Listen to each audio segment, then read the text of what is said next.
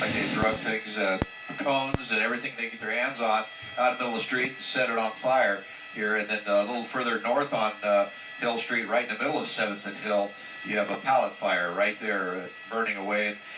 Fireworks, and then you see it throwing more things on it, anything they can get their hands on out there just to cause, chaos downtown here, and the folks just kind of rolling through. Demonstrators clashing with police. It happened last night and overnight after marching through downtown Los Angeles. Being told at least 3 officers were injured in those clashes. Protesters blocked streets and freeways. They also started several fires. KTLA5's Aaron Myers is live in Hollywood with more on that. Aaron. Good morning, you two. Obviously some tense moments last night. We know hundreds were arrested, and things did start out peacefully in the evening, but soon escalated to violence and to destruction. We did see some of those protesters looting businesses that were closed.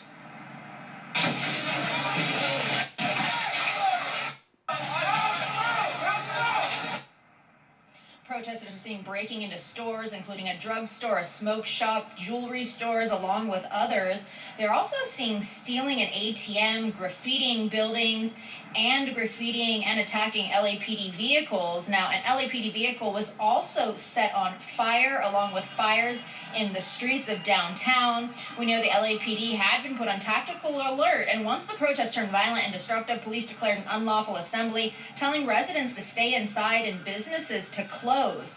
Now, this video shows a scuffle between an officer and a protester. We are hearing the officer was trying to make an arrest. The two hit a car, then the ground. Protesters then swarmed the officer, assaulting him, but he was able to get away.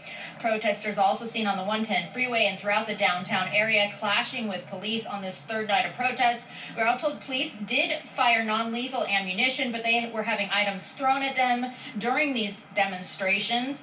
Now, many arrests, as I said, hundreds were made. Multiple officers were hurt. We are trying to find out exactly how many. And protesters were still seen in the streets as of early this morning. Mayor Eric Garcetti did tweet saying, "We respect every Angelino's right to protest, but violence and vandalism hurts all." And this was not the only protest. In Rancho Cucamonga, hundreds of protesters were out.